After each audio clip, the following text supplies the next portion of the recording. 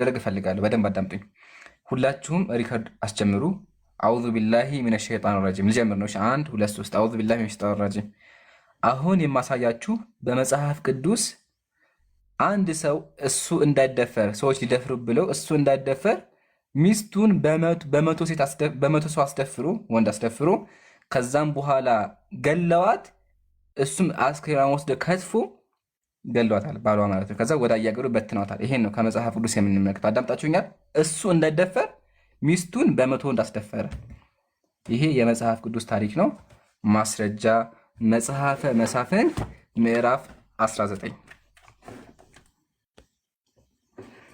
በዚያም ዘመን በእስራኤል ዘንድ ንጉሥ በሌለበት ጊዜ በተራራማው በኤፍሬም አገር ማዶ የተቀመጠ ሌዋዊ ነበር። ከቤተልሔምም ይሁዳ ቁባት አገባ፣ ሴት አገባ ሰውየው። ቁባቱም አመነዘረችበት፣ ትታውም ወደ አባቷ ቤት ወደ ቤተልሔም ይሁዳ ሄደች። በዚያም 4 ወር ተቀመጠች። ሴቷ ክዳ ሄደች። ባሏም ተነሳ፣ ከእርሷም እርቅ ሽቶ ወደ ቤቱ ሊመልሳት ፈልጋት ተከትሎ ሄደ። ከእርሷም ጋር አንድ አሽከር፣ 2 አህዮች ነበሩ። እርሷም ወደ አባቷ ቤት አገባች። አባቷን ባየው ጊዜ ደስ ብሎት ተገናኘው። የብላቴናዊቱም አባት አማቱ የግድ አለ። በቤቱም 3 ቀን ተቀመጠ። በሉም ጠጡም፣ በዚያው አደሩ ይላል። ሰውየው ገባ፣ ሚስቱን መለሰ ማለት ነው። እንቀጥል። ሰውየው ግን በዚያ ሌሊት ለማደር አልፈቀደም። ተነስቶም ሄደ። ኢየሩሳሌምም ወደ ተባለች ወደ ኢያቡስ ፊት ለፊት ደረሰ። ከእርሱም ጋር 2 የተጫኑ አህዮች ነበሩ። ቁባቱም ከእርሱ ጋር ነበረች። ወደ ኢያቡስም በደረሰ ጊዜ መሸባቸው። አሽከሩም ጌታውና ወደዚህ ወደ ኢያቡስ ከተማ እባክህን እናቅና፣ በእርሷም እንደር አለው። በደንብ አዳምጡ። አደሩ ማለት ነው። ካደሩ በኋላ ምን ተፈጠረ? ያው መንገድ ዳር ተቀምጠው መንገዳቸው ይዘው ሄዱ።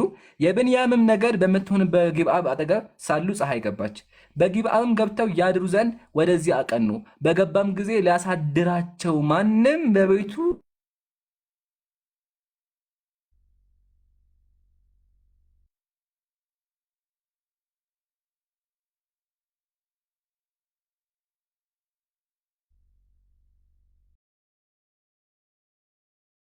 አይሰማም። አሁን መጣ። ምን ላይ ተቋረጠ? የሰውየውም ግን በዚያ ሌሊት ለማለዳ ምናምን እያልክ እንደዛ ይመስለኛል። ችግር የለውም ብቻ ግን ሚስቱን ይዞ ሚስቱን ይዞ መንገድ ጀመረ። ከዛ በኋላ የሆነ ቦታ ላይ ሰው አሳደረው፣ ሽማግሌ ሰው አሳደረው። ሽማግሌውም ሰላም ከአንተ ጋር ይሁን፣ የምትሻውን ሁሉ እኔ ጋር እሰጥሃለሁ፣ በአደባባይ ግን አትደር አለው። ሽማግሌው ሊያሳድረው ነው።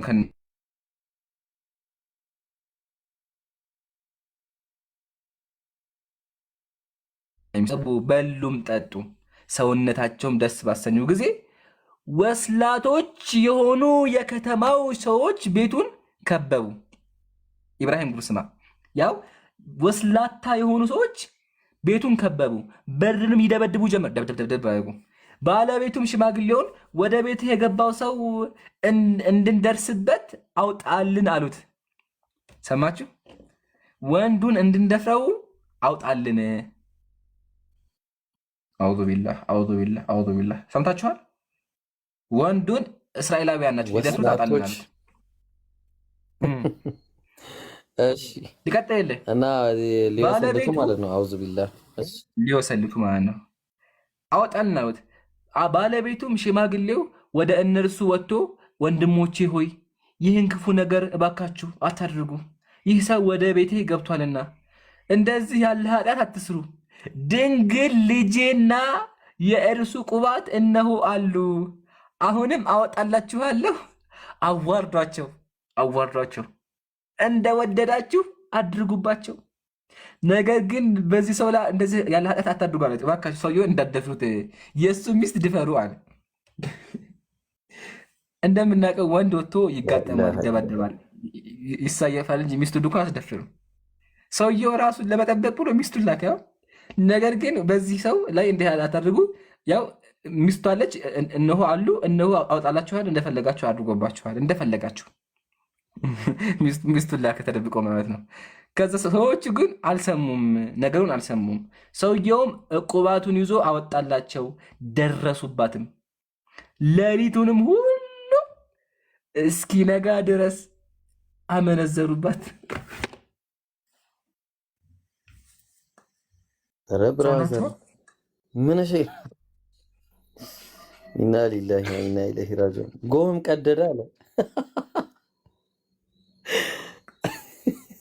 ሴቶች አስቡ፣ ባላችሁ ልካችሁ ለይቱም ውስጥ ስትደፈሩ እስከሚነቀረ ስትደፈሩ በብዙ ወንዶች ማለት ነው። በጠንካራ ሆነ ሲደፍሯችሁ ለይቱ ሙሉ ባላችሁ ላለመደፈር ብሎ ማለት ነው። እንቀጥል። የምር ወለ ጨምርልህ እዛው ዘፍጥረት የሎጥ አላለቀም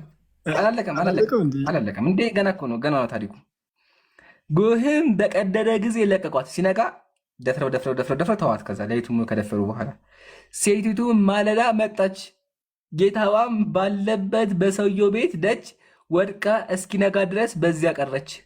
እዛ ወደቀች፣ በቃ ፌንት ወደቀች እዛ።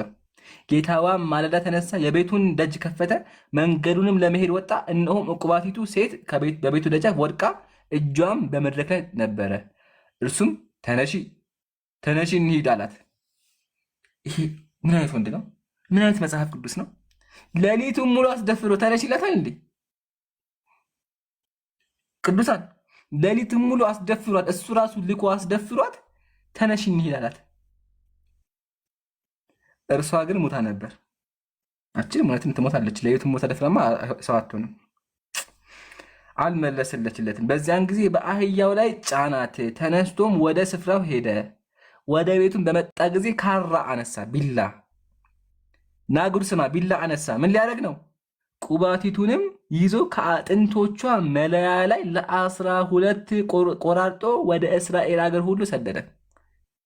ቆራረጣት ባሏ። ሌሊቱን ሙሉ እሱ እንዳይደፈር ያስደፈራት ባሏ አሁን ደግሞ ስጋዋን አስቆራረጠና ወደ አገሩ ላከ። ያም ሁሉ የእስራኤል ልጆች ከግብፅ ምድር ከወጡ ጀምሮ እስከ ዛሬ ድረስ እንዲህ ያለ ነገር ከቶ አልተደረገም፣ አልታየምም። አስቡት። በዚህም ተመካከሩ፣ ተነጋገሩ ይባል ነበር አለና ይሄ ነው እንግዲህ ሴቶችን የሚያከብረው መጽሐፍ። እግዚአብሔር ሰውየውን አልቀጣም። እንዳውም ሰውየው ከትፎ በኋላ ለምሳሌ ይሁን ብሎ በየሀገሩ ላከ። ምን ትላለህ ይብራሂም? ጉድ አለ ይምሩ ራሱ በጣም ከባድ ነው ሀቂቀተን። በጣም አንደኛ ወንድ ምን አይነት መገለጫ እንዳለውም አሳይቶናል መጽሐፉ። ሴት ብቻ አይደለም ያየ ነው ይምሩ፣ የወንድ መገለጫንም አይተናል። ይቅርታ በክብራችን ነው የመጣው ይሄ። እንዲህ አይነት ወንድ አይተናል አቅም እንዲህ አይነት መቼስ ወንድ እስከምናውቀው አባት ባል ነው፣ መከታ ነው እና ይከላከላል፣ ራሱን ነው አሳልፎ የሚሰጠው። ይሄ እንዲህ አይነት ወንድ መባል ራሱ እንጃ። ወንድ የሚባለው ነገር ስሙ ራሱ መሰጠት ተደብቆ እኮ ሚስቱ ደግሞ አይተኸው ያለውን ሰምተሃል? እንደፈለጋችሁ አድርጉባት እኮ ነው ያለው። ይኸውማ የወንድ አልጫ ነው እኮ። አትወረዱ፣ ተመለሱና መልሱልን ጥያቄያችን። አትወረዱ፣ ተመለሱ አንዴ። በጣም ያሳዝናል። እንዴት ይመለሳል ይምሩ? ይሄ ምን ያርጉት? ይሄንን ሴት ልጅን እንደዚህ በቢላዋ አስከታትፎ ብልት ስንት ብልት ነው ያደረገው ነው ያለው? ስንት እስቲ ቁጥር ስንት ላይ ነው እሱ? ቁጥር 29 ነው። ወደ ቤቱን በመጣ ጊዜ ካራ አነሳ፣ ቁባቱንም ይዞ ከአጥንቶቿ መለያያ ለ12 ቆራርጦ አውዝ ቢላህ ወደ እስራኤል ሀገር ሁሉ ሰደደ። በጣም ከባድ ነው። ዶሮ ራሱ ዶሮ እኮ ለዓመት በዓል እኮ ነው የሚታረደው እኮ። ወንድሜ ጥያቄ ልጠይቅህ ሳምሪ። ይሄ ጉድ እያለው ጥያቄ የምጠይቅህ? ኧረ ይሄ ጉድ እያለው መጀመሪያ ጨርሳ ማርቲ ወገናችን። ይሄን ጉድ ምን እናድርገው? እሺ ደንግጠናል እኮ እኛ ወላሂ። እንዴ እኔ ይሄን ሳይሆን የምጠይቅህ ሌላ ጥያቄ ነው የምጠይቅህ። ከዚህ አይደለም የምጠይቅህ፣ ከእናንተ ነው የምጠይቅህ። ይሄን አትሞክሪው፣ አትመልሽልንም ይሄንን ይሄን አትሞክሪውም? እስኪ ሞክሪው ትንሽ። እኔ አልሞክረውም። ሌላ ከራሴ ከጭቅላቴ ስለእናንተ የፈጠረብኝ ጥያቄ ነው የምጠይቃችሁ፣ ለማወቅ ነው። ገባህ አይደለ? እንጂ ይሄን አይደለም። እኔ ልመልስላት አንዴ፣ እኔ መልስላታለሁ። ቆይ አንዴ። እሺ ምሩዬ፣ ማርቲ ጠይቂ። እሺ